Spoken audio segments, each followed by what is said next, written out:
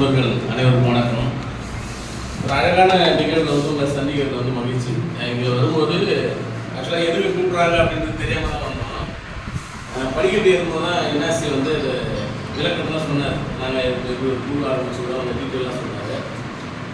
முதல்ல வந்து இங்கே இந்த நிகழ்வுக்கு தலைமையேற்று காணக்கூடிய சக்திவேல் அவர்களுக்கும் மதிப்புக்குரிய சரவணன் அவர்களுக்கும் இந்த மாதிரி வழி நடத்தி கொண்டிருக்கக்கூடிய என்ஆர்சி அவர்களுக்கும் எனக்கு வந்து சாலை வித்த தோழர் அவர்களுக்கும் பானுமதி அவர்களுக்கும் வந்து நன்றி தெரிவிச்சுக்கிறேன். என்னோடு இந்த களத்தில் தொடர்ச்சியாக சமகாலமாக தொடர்ந்து எங்களோடு களத்தில் நின்று போராடக்கூடிய பீபோல்ட் இயக்கத்துடைய தலைவர் பஷீர் அகமது அவர்களுக்கும்,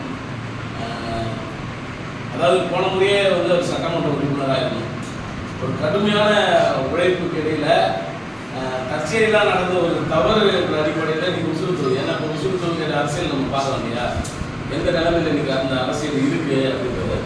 ஒரு ரிசர்வ் தொகுதியில் ஜெயிச்சு வந்தவர் மோடி நாமத்தை கேட்டு பதவியை விட்டுட்டு வரக்கூடிய அளவுக்கு கேவலமான நிலையில் வந்து நீங்கள் வந்து உசுறு தொகுதி இருக்கு.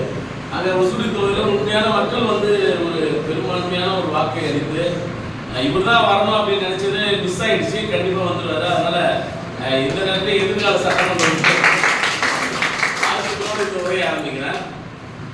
அதாவது இந்த தேநீர் சந்திப்பு குழு இது வந்து இப்போ என்ஆர்சி பேசும்போது சொன்னார், புதுசாக இப்போ நாங்கள் இந்த 50 வாரங்களாக ஆரம்பித்திருக்கிறோம் அப்படின்னு சொல்லிட்டு.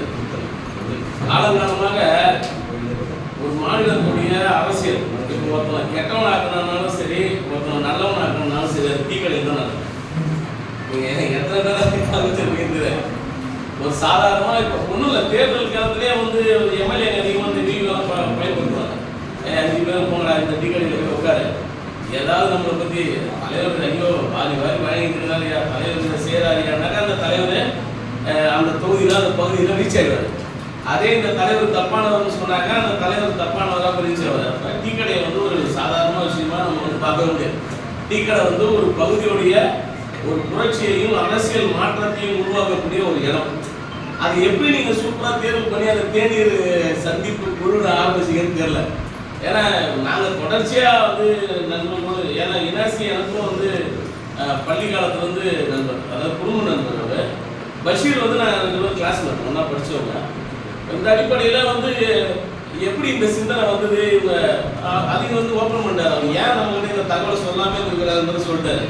ஏன்னா மக்கள் நீதி மையத்துடைய ஒரு அங்கமாக ஏற்கனவே ஆரம்பித்தோம் அப்படின்றத வந்து பதிவு பண்ணிருக்காரு. ஆனால் அங்கே வந்து சில நெருக்கடிகள் இருந்துலாம் சொல்லிங்க, அந்த நெருக்கடியை கொடுத்துருந்தாங்கன்னா அது தப்பு. இது மாதிரியான ஒரு அங்கம் வந்து தேவை, இது மாதிரியான ஒரு டீம் வந்து தேவை. ஒரு அரசியல் கட்சியாக இருக்கட்டும், இல்லை ஒரு கருத்தியல் கொள்கை சார்ந்த ஒரு விஷயத்தை எடுத்துன்னு போகிறதுக்கு இப்படி ஒரு டீம் வந்து தேவை. இன்னைக்கு நம்ம நாடு போயிட்டு இருக்கக்கூடிய நிலைமையை வந்து நம்ம பார்க்கலாம். ஏன்னா இப்போ இந்த நாடு மதிப்புக்குரிய ராகுல் காந்தி அவர்களுடைய தொடர்ச்சியான போராட்டத்தை நம்ம பார்த்துருக்கோம். அதாவது வாக்கு திருட்டு, இன்னைக்கு வந்து அந்த வாக்கு திருட்டுடைய பட்டியலை இருக்கிற இந்திய மக்களுக்கு கிளாஸ் எடுக்கிற மாதிரி போர்டில் எடுத்து இந்தாங்க பார்த்துங்க அப்படின்னு சொல்லிட்டு எடுத்து சொல்லக்கூடிய நிலைமை இருக்கு. இருந்தாலும் இன்னைக்கு வட இந்தியாக்களில் மிகப்பெரிய எதிர்ப்பு இன்னைக்கு மக்கள் மத்தியில், பீகார் போன்ற மாநிலங்களில் அந்த வாக்கு திருட்டு அரசியல் செய்தவர்களுக்கு எதிராக வந்து ஒரு மிகப்பெரிய புரட்சி வந்து வெடிச்சுட்டு இருக்கு. ஆனால் தென்னிந்தியாவில் வந்து ஏன் வளரலன்னு தெரியல. ஒருவேளை நம்மகிட்ட வாக்கு திருட்டு அதிகமாக நடக்கலையோ அப்படின்றது வந்து கேள்வியாக இருக்குது. இப்போ இந்த சூழ்நிலையில் இது போன்ற விஷயங்களை வந்து நம்ம 4 பெருசு இருக்கும் ஒரு கிராமத்தில். அந்த பெருசு காலையில் தினத்தந்தி, தினமலர், தினகரன் எல்லா பேப்பரையும் அந்த டீக்கரில் தூக்கி வச்சுருவாங்க. கிளாஸை கொடுத்து டீயை குடிக்க உட்காந்துதுன்னா 4 மணிக்கு அதனுடைய எக்ஸசைஸ்லாம் முடிச்சுட்டு வந்து உட்காந்து அந்த ஊருக்கே அந்த செய்தியை சொல்கிறோம். என்னன்னா இது நடக்குது, இந்த தப்பு நடந்துருக்கு அப்படின்னு சொல்லிட்டு அந்த டீக்கடை தான் ஒரு மிகப்பெரிய ஒரு புரட்சியை ஒவ்வொரு கிராமத்திலும் உருவாக்கும். இன்றைக்கும் தமிழ்நாட்டிலாம் போய் பார்த்தீங்கன்னா தமிழ்நாட்டு சட்டமன்ற உறுப்பினர்கள் வந்து அதுக்குன்னு ஒரு டீம் வச்சுருப்பாங்க. நீ போய் இந்த டீக்கடையில் உட்காரு, நீ போய் இந்த டீக்கடையில் உட்காரு. டீக்கடையில் உட்காந்து ஒரு 10 பேர் பேசுவாங்க. அதை 10 பேர் கேட்பாங்க. என்கிட்ட அந்த பழக்கம் உண்டு. நான் போனால் வேண்டிய சவுண்ட் போட்டு பேசுவேன். டேய் என்ன இப்படி பண்ணிட்டுக்கலான்னு சொல்லிட்டு பஸ்ஸில் கூப்பிட்டு போனேன். ஒரு டீக்கடை உட்காந்து பக்கத்தில் இருக்கிறவங்க அவங்கள்ட்ட சண்டை போடுற மாதிரி பேசு வந்து போத்துக்கிற மாதிரி இவர்கிட்ட கேட்டுருப்பேன். இல்லைடா இவன் இப்படி பண்ணிக்கிறான்னு சொல்லிட்டு இவங்க வெளியில் வந்து கேட்பாங்க, ஐயோ நீ இது பக்கத்தில் வந்து 10 பேர், ஆமாம் பக்கத்தில் ஒரு 10 பேருக்கு கண்ணே போடணும் செய்தியை. அவங்க போய் ஒரு 100 பேருக்கு சொல்லுவாங்க இல்லையா. ஒரு செய்தியை நம்ம கடத்துறது, ஒருத்தவங்களுக்கு வந்து ஒருத்தவங்கிட்ட செய்தியை கடத்தும் போது தான் அந்த கடத்துற செய்தி தான் வந்து ஒரு புரட்சி, ஒரு மாற்றத்தையும் உருவாக்குறதுக்கான வழி. அப்போ அந்த பணியை வந்து நம்ம எப்படி செய்யணும்னா, இந்த டீ கடை வந்து செய்யும், இருக்கிற கிராமங்களில் இருக்கக்கூடிய டீ கடை வந்து செய்யும். அப்படிப்பட்ட ஒரு புரட்சிகரமான ஒரு பேரை வந்து இவங்க வந்து உருவாக்கி இருக்கிறாங்க. இவங்க உருவாக்குறதுக்கு முன்னாடி நம்ம எம்எல்ஏ தேநீர் சந்திப்பு குழுன்னு வச்சுக்கிறாரு. இப்போதான் வாட்ஸ்அப் திறந்து காட்டினார். நான் ஜூலை மாசத்துல ஓப்பன் பண்ணாங்க ஒரு தேநீர் சந்திப்பு குழு வச்சிருக்கிறேன் அப்படின்னு சொல்லி காட்டினார். அப்போ நான் சொன்னது அந்த கோஇன்சிடென்ட் ஆகுதா, ஒரு எம்எல்ஏ வந்து இப்படி சந்திப்பாங்க, டீ கடையை வந்து ஒரு முக்கியமான நினைப்பாங்கன்றது வந்து இன்னைக்கு அந்த தேநீர் சந்திப்புன்றது ஆகுதா. அப்படின்னா அந்த செய்தி காட்டுறது. இப்போ வாட்ஸ்அப் இது மாதிரிலாம் வந்ததுக்கப்புறம் எந்த அளவுக்கு வந்து உண்மை செய்திகளை வந்து நம்ம வந்து பகிர்ந்து மக்கள் மத்தியில் கொண்டு போகிறோமோ அதே அளவுக்கு பொய் செய்திகள் பகிர்ந்துது. இன்னைக்கு பொய் செய்திகள் வந்து அப்படி பகிரப்படலைன்னா இன்னைக்கு இங்கே பல பேர் சட்டமன்ற உறுப்பினராக இருக்க முடியாது. இன்னைக்கு வதந்திகளை பரப்பி இந்த மாநிலத்தையே வந்து ஒரு புனிதமான மாநிலமாக இருக்கிற மாதிரி ஒரு பிம்பத்தை கட்டிட்டுறாங்க. இந்த மாநிலம் எந்த நிலைமையில இருக்குதுன்னு சொல்லிட்டு அரசியல் அறிந்தவர்களுக்கு தெரியும். இன்னைக்கு கல்வி சாலைகள் எந்த நிலையில இருக்கு. நான் கிட்டத்தட்ட ஒரு 15-20 வழக்கு இந்த அரசுக்கு எதிராக போட்டுருக்கேன். 15-20 வழக்கு பர்சனல் வழக்கு. எது வந்து இப்போ என் பிள்ளைங்களாம் படிச்சுட்டு அவங்க வந்து செட்டில்டு. இப்போ எல்லாம் உங்கள் வீட்டில் பிள்ளைங்க படிக்கிறதுனா அந்த பிள்ளைங்களுடைய வாழ்க்கைக்காக போடுது. நீங்கள் நியூ எஜுகேஷன் பாலிசி வந்ததுக்கு பிறகு இந்த மாநிலத்தில் இருக்கக்கூடிய மாணவர்களுடைய கல்வி எந்த நிலையில் இருக்குதுன்னு சொல்லிட்டு எத்தனை பேரண்ட்ஸ் நம்ம உட்காந்து பேசியிருக்கோம். எத்தனை பேரண்ட்ஸ் இந்த கல்வி திட்டத்துடைய வரைவு எப்படி இருக்குன்னு சொல்லிட்டு ஒரு சப்ஜெக்டை ஒரு செமஸ்டருக்கு 24 மணி நேரம் படித்த ஒரு மாணவன் அந்த சப்ஜெக்டை இன்னைக்கு 4 மணி நேரம் தான் படிக்கிறான். இங்கே இருக்கிற பேரண்ட்டுக்கு எத்தனை பேருக்கு தெரியும்? ஒரு 30, அதாவது ஒரு டிகிரி முடிச்சுட்டு வராங்கன்னா இன்னைக்கு 4 வருஷம் வந்துட்டாங்க. 4 மணி நேரம் ஒரு சப்ஜெக்ட்னா 32 மணி நேரம் ஒரு சப்ஜெக்டை படிக்கலாம். அதுக்கு முன்னாடி 240 மணி நேரம் படித்தான் ஒரு சப்ஜெக்டை. அப்போ ஒரு 240 மணி நேரம் படித்த ஒரு பாடமுறையை 32 மணி நேரத்தில் படித்தாலும் அவனுடைய அறிவு எந்த விதத்தில் வளரும்ன்றதை சிந்திச்சு பார்க்கணும். இப்போ இந்த கல்வி முறை இப்படி பண்ணுது. ஒரு 3வது படிக்கக்கூடியவனுக்கு தேர்வு, 5வது படிக்கக்கூடியவனுக்கு தேர்வு, தேசிய அளவில் நீட்டு தேர்வு மாதிரி ஒரு தேர்வு. அப்போ அந்த தேர்வு யாரை பாதிக்குன்னு நினைக்கிறீங்க? இங்கே இருக்கிற அடித்தட்டை எவனாவது ஏசி ரூமு நல்லா ஓசி காரில் சுற்றி இருக்கிற வருவான், அவனுடைய குடும்பத்தை போய் பாதிக்குமா? அது இங்கே இருக்கிற அன்னாடங்காட்சிங்க, தலைக்காஞ்சி மக்கள் நம்மளுடைய குடும்பங்களை தான் பாதிக்கும், நம்மளுடைய தலைமுறையை பாதிக்கும், அவனுடைய கல்வி பாதிக்கும். இன்னைக்கு பாண்டிச்சேரியில் 10,000க்கும் மேற்பட்ட மாணவர்கள் இடைநிற்றலாக இருக்காங்க. கல்வி வந்து பாதியில் விட்டுருக்காங்க அப்படின்னு வந்து நம்ம சொல்லலை. உள்துறை அமைச்சரும் மாநில அமைச்சர்கிட்ட கேள்வி கேட்குது, முதலமைச்சர்கிட்ட. ஏன் உங்க மாநிலத்தில் இவ்வளோ பேர் வந்து பாதியில் நின்றுருக்காங்க? ஏன்னா இங்கே கல்வி முறை சரியில்லை. இங்கே கல்வி முறையினால நம்ம பாதிக்கப்பட்டிருக்கிறோம். மாணவர்களால் கல்விக்கு போக முடியல. அவங்களால பேரண்ட்டை வந்து அவங்களால அதுக்கு மேலே அடுத்த கட்டத்தை நோக்கி கொண்டு போக முடியல. தனியார் பள்ளிகளுடைய மோகத்தை வந்து இங்கே அதிகமாகி இருக்கிறோம், அரசு பள்ளிகளுடைய மோகத்தை குறைச்சிருக்கிறோம். இன்னைக்கு அரசு பள்ளிகளெல்லாம் சிபிஎஸ்சி மாற்றினாங்க. எப்படியாவது இந்த ஸ்கூல்லேருந்து என்ன வெளில முடியலான்னு பிள்ளைங்க அழுகுது பேரண்ட்ஸ் கிட்ட. ஏன்னா கட்டாயப்படுத்தலாம், திணிக்கிறான். நீங்கள் 9வதுல பார்த்தே எழுத சொன்னாலும் அவனுடைய அறிவு எந்த விதத்தில் வரும்? இன்னைக்கு ஒரு சிபிஎஸ்சி ரூல்ஸ் போட்டிருக்காங்க, 9வதுல பார்த்தே எழுதலாம் எக்ஸாமை அப்படின்னு சொல்லிட்டு. நீ பார்த்து என்ன அறிவு நம்ம கொடுத்துட போகிறோம்? நம்ம இதனால வந்து இத்தனை நாள் இது அப்துல் கலாம் போன்ற தலைவர்கள்லாம் உருவாக்குன கல்வியை கொடுத்த நம்ம இன்னைக்கு நம்ம எது மாதிரியான கல்வியை வந்து மாணவர்களுக்கு கொடுத்துட போகிறோம்? இப்போ இந்த நிலையெல்லாம் வந்து என்னன்னா இந்த டீ கடைக்கு தான் சொல்லும்.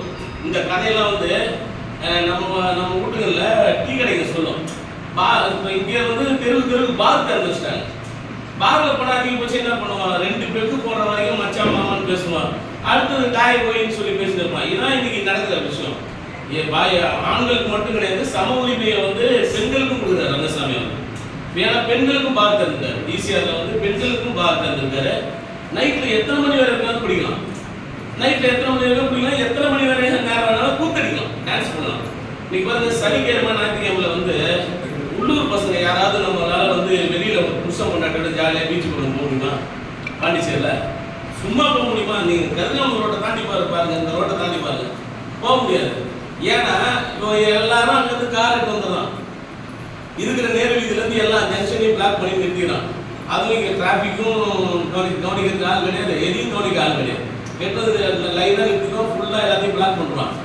இதை இப்போ எதிர்க்கிற சிந்தனை இருக்கு இல்லையா? எதிர்க்கிற சிந்தனையே இன்னைக்கு பொதுமக்கள் மத்தியில் இல்லை. எவனாவது ரோட்டில் போட்டு கத்தி இருக்கிறானா அவன் கத்தி நடக்கும். அவனுக்கு கேட்டால் வீணத்தோன்னு அவனுக்கு எவ்வளோ ரோட்டில் இருந்து கத்தி நடப்பானுங்க, போராட்டம் பண்ணுவாங்க. இப்போ இதை NEP நான் சொன்னேன் இல்லையா, நேஷனல் எஜுகேஷன் பாலிசிங்க, எவ்வளோ போராட்டம் செஞ்சு பார்த்தேன். இருக்கிற காலேஜில் போய் பசங்களை போய் கெஞ்சி கெஞ்சி கூத்தாடியா கூப்பிட்டு வந்து ஸ்ட்ரைக் அடிப்பேன், போராட்டம் பண்ணுவேன், மைக்கு போட்டு திட்டுவேன். ஆனால் கவனிக்கிறதுக்கு இங்கே மக்கள் கிடையாது. உன் வீட்டு பிள்ளைகளுடைய கல்வி சென்று. ஆனால் அதுக்கு முன்னாடிலாம் பார்த்தீங்கன்னா சிலுக்கு சுமிதா செஞ்சுட்டாங்க, தாமராஜ் காலேஜ் ஸ்ட்ரைக். இதை சொன்ன உடனே எல்லாருமே சிரிக்கிறாங்கல்ல. அப்போ தாமராஜ் காலேஜ் மாணவத்தை போயிட்டு ஏன் சிலுக்கு சுமிதா சென்றதுக்கு எதுக்கு ஸ்ட்ரைக் அடிச்சிங்கன்னு கேட்டபோது அவங்க சொன்ன ஒரு விஷயம், நான் வந்து சினிமா நடிகையா மாறலனா நான் என்னுடைய மக்களுக்காக ஆயுதம் ஏந்திய போராளியா மாறி இருப்பேன்னு சொல்லிட்டு சிலுக்கு சுமிதா ஒரு பேட்டி கொடுத்தாங்க. அப்படிப்பட்ட ஒரு தைரியம் உள்ள ஒரு பெண் தூக்கு மாட்டி சேர்த்துருக்க மாட்டாங்க, அந்த சாவுக்கு நீதி வேணும்னு போறான்னா. இந்த சிந்தனையை யார் கொடுத்துருப்பான்னு நினைக்கிறீங்க? அந்த கிராமத்துல இந்த டீ கடை தான் கொடுத்துருக்கும். அந்த ஸ்ட்ரைக் அடிக்கிறாங்க, அந்த பையனுக்கு அந்த சிந்தனை யார் கொடுத்துருப்பாங்க? அந்த கிராமத்துல உட்காந்து சமூக நீதியும் சமத்துவத்தையும் பெண்மையை அடிமையையும் எடுத்து பேசக்கூடிய பெரியவர்கள் கொடுத்தது தான் கண்டிப்பா இருக்கும். அந்த ஆனா இன்னைக்கு பாருங்க, உன் கல்வி பாதிக்கப்படுது, உன்னுடைய எஜுகேஷன் போச்சு. இன்னும் ஒரு 10-15 வருஷத்துக்கு அப்புறம் பள்ளிக்கூடத்துக்கு பக்கமா அங்க போய் நான் பண்ண போறோம், இந்த ஊர்ல இருக்கிற ஒரு யாராவது ரவுடி பிள்ளை நின்னாக்கா எனக்கு காசு வந்துடும், பணம் வந்துடும் சிந்திக்கக்கூடிய மனநிலையை இன்னைக்கு இளைஞர்கள் மத்தியில் கொண்டு போறாங்க. நீங்க என்ன பாருங்க, அதுக்கு முன்னாடிலாம் ஒரு தலைவர் கூட ஒரு எம்எல்ஏ நிற்கிறாரா, எம்எல்ஏ கூட ஒரு போட்டோ எடுத்து ப்ரொஃபைல் வச்சுக்கணும்னு நினைப்பாங்க. இன்னைக்கு அது கிடையாது. எவனாவது ஒருத்தன் ஊர்ல ரவுடி வெட்டி குத்தி இருக்கிறானா அவன் கூட ஒரு போட்டோ எடுத்து நான் ப்ரொஃபைல வச்சா நான் கெத்து அப்படின்னு சொல்றான். இன்னைக்கு போதை புழக்கங்கள் இன்னைக்கு வந்து மாநிலம் முழுவதும் பயங்கரமா வளர்ந்து போயிருக்கு. இதை வந்து இன்னைக்கு போதை புழக்கத்துக்கு ஒரு அரசியல்வாதி வந்து பேரளவுக்கு கண்டிக்கிறதும் பேரளவுக்கு எதிர்க்கிறதும். இன்னைக்கு இங்க இருக்கிறவங்க எல்லாருடைய பிள்ளைகளும் வந்து அரசு பணி நியமனம் வந்து நிறைய நடந்துருக்கு பஞ்சாயத்துல ரொம்ப வருஷத்துக்கு அப்புறம். இந்த அரசு பணி நியமனங்களுடைய குரூப்லாம் எப்போ வச்சாங்க பார்த்தீங்கன்னா காங்கிரஸ் கவர்மெண்ட்டே வச்சிருப்பாங்க, 2016 வச்சிருப்பாங்க. அப்ப கிரண்பேடி நடத்த முடியாது, இப்போ நடக்குது. ஓகேங்களா? அப்ப நடத்த முடியாததும் தவறு, இப்ப நடக்குது இல்லையா? அதுல என்னென்ன தப்பு பண்றாங்கன்னா, சாதி ரீதியான அடக்குமுறை இருக்கு, மத ரீதியான அடக்குமுறை இருக்கு. எத்தனை பேர் நம்ம அதை கவனிச்சு பார்த்துருக்கோம். இன்னைக்கு ஊர்காவல் படை தேர்வு நடந்தது, நான் அதுக்கு எதிராக கேஸ் போட்டேன். அந்த தேர்வு எக்ஸாம் தப்புன்னு சொல்லிட்டு ஒரு கேஸ் போட்டேன். நான் கேஸ் போட்டது அரசு அதிகாரி எக்ஸாம் நடத்துவனுக்கு எதிராக. தண்டனை யாருக்கு? 68 பசங்க ட்ரைனிங் 9 மாதம் அந்த ஒருத்தருக்கு வெளில நிறுத்தினோம். ஏன்னா போய் அரசாங்கத்தில் பேசும்போது நாங்கள் எப்படியா இருந்தாலும் அந்த 68 பேர் உள்ள வச்சிடணும்னு சொன்னாங்க. இங்கே பிரதானமாக இருக்கக்கூடிய அரசியல் கட்சிகள் அதை கேட்கமா இல்லையா? 68 பேர் எப்படி வீதியில் நிறுத்துறீங்க? அவனுக்கு பதில் சொல்றான்னு கேட்கணும். இது வரைக்கும் எந்த ஒரு அரசியல் கட்சியாக கேட்டு பத்திரிகையில் படிச்சிங்களா? பத்திரிகையில் படிச்சிங்களா? அதுக்கு முன்னாடி நம்ம கேரக்கடைங்க டீ கடையில் உட்காந்துங்க, நீ அங்கே பத்திரிகையில் கேட்காம என் ஊர் பக்கம் தான் எம்எல்ஏ சட்டையை பிடிச்சி கேட்கும்.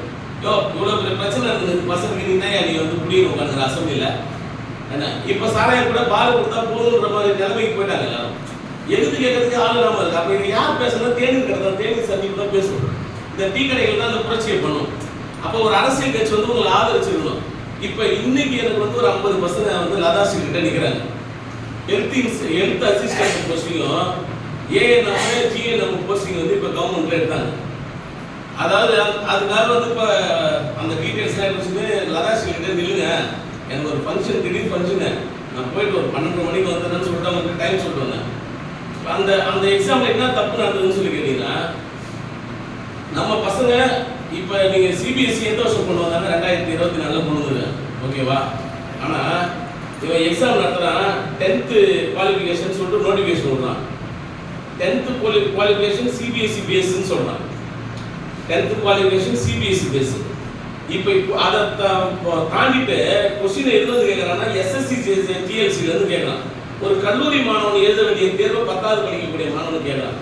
அதில் ஃபர்ஸ்ட் பேப்பர், செகண்ட் பேப்பர். அதுக்கு முன்னாடிலாம் ஏஎம்என்னு இந்த ஏஎன்எம் ஜிஎன்எம்லாம் அந்த ஹெல்த் அசிஸ்டன்ட்லாம் எப்படி போடுவாங்கன்னா, போஸ்டிங்கை வந்து அவனுடைய எம்ப்ளாய்மெண்ட் எக்ஸ்சேஞ்சில் ரிஜிஸ்டர் பண்ண சீனியாரிட்டி அடிப்படையில் கொடுப்பான். அப்போ எல்லாருக்கும் வேலை கிடைக்கும்.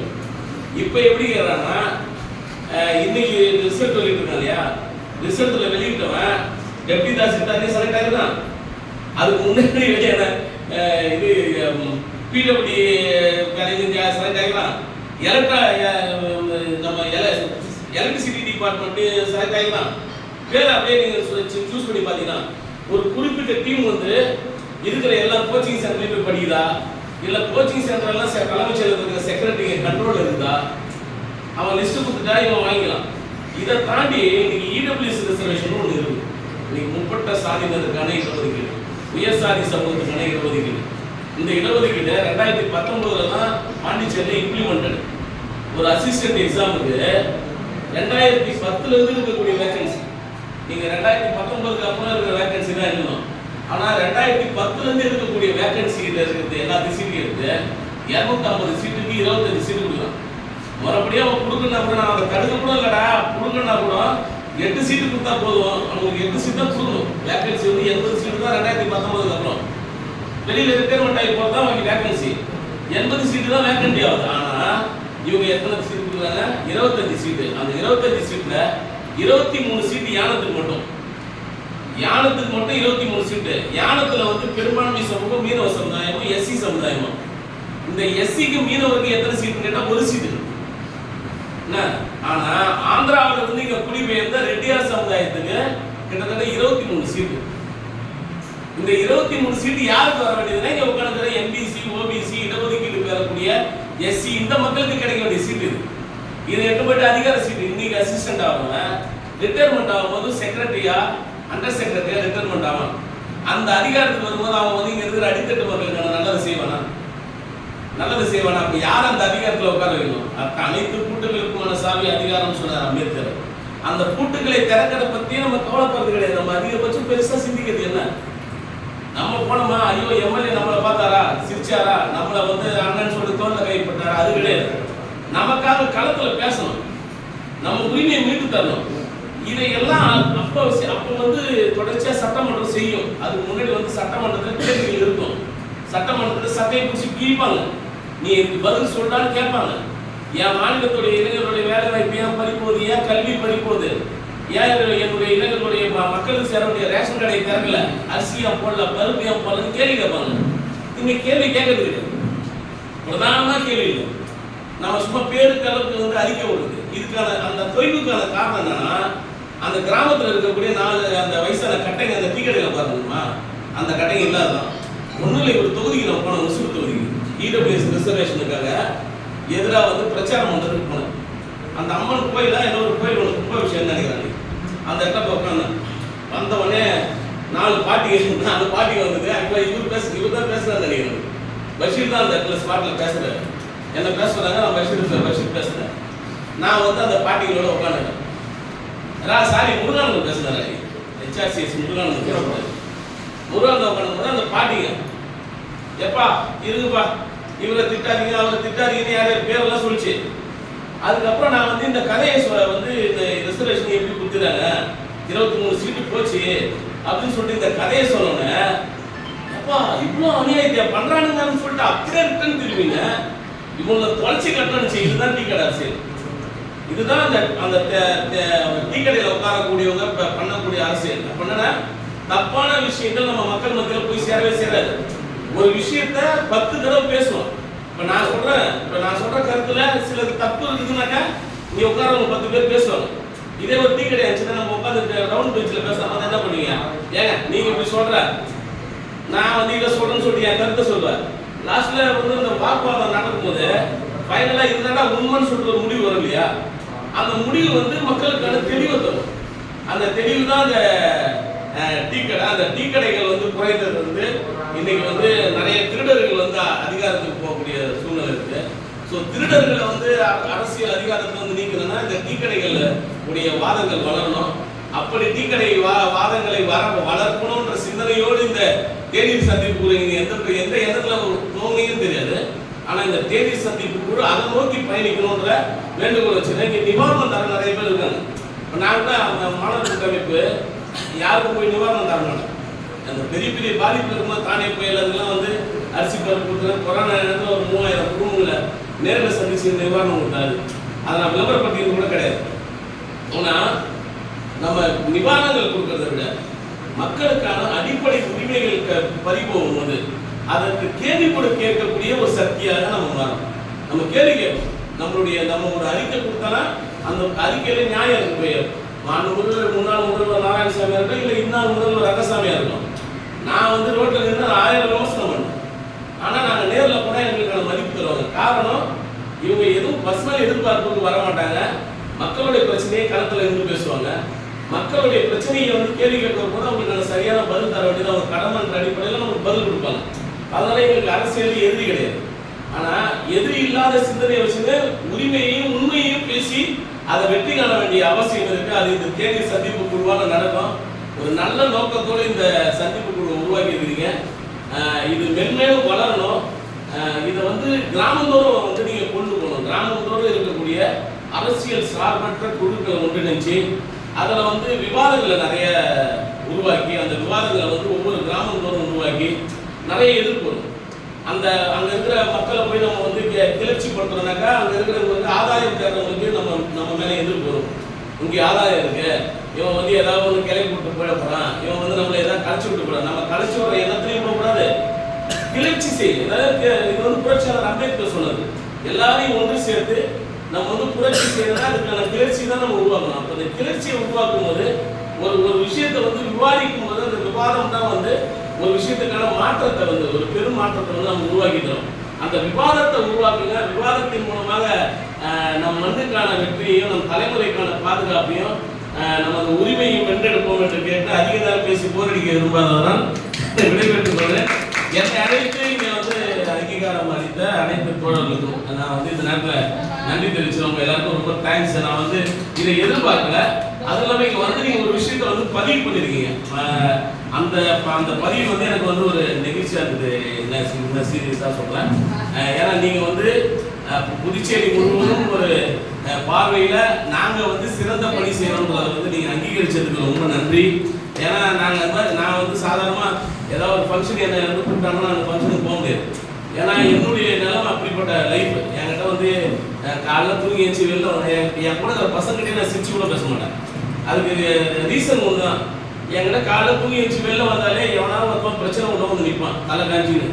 எனக்கு ஃபீஸ் கட்டலன்னு அந்த இப்போ இன்னைக்கு ஒரு ப்ரைவேட் நர்சிங் காலேஜில் ஒரு பொண்ணு, என்னால் அந்த காலேஜுக்கே போக முடியாது, அவங்க அப்பா அம்மாவுக்கு டிடி, நான் வேலைக்கு போனால் தான் என் பிள்ளைங்களை படிக்க வைக்க முடியாது, எங்கள் அப்பா அம்மாவே காப்பாற்ற முடியும், எனக்கு எப்படியாவது டிசி வாங்கி கொடுங்கன்னா அந்த காலேஜ் 1.5 லட்ச ரூபா ஃபீஸ் கேட்குது. அந்த காலேஜுக்கு அந்த வழி தெரியாது. இப்போ இன்னைக்கு காலையில் நான் அந்த சம்பவம் சொல்கிறேன். இப்போ நான் இன்னைக்கு போயிட்டு நான் வந்து நாளைக்கு திங்கக்கிழமை ஆரம்பிச்சேன்னா வரமான்னு சொல்கிறேன். அப்போ இது மாதிரி பிரச்சனைகளோடவே இருக்கிறவங்க இப்போ என் வாட்ஸ்அப் பார்த்தீங்கன்னா ஒரு 10 வாய்ஸ் இருக்கும்.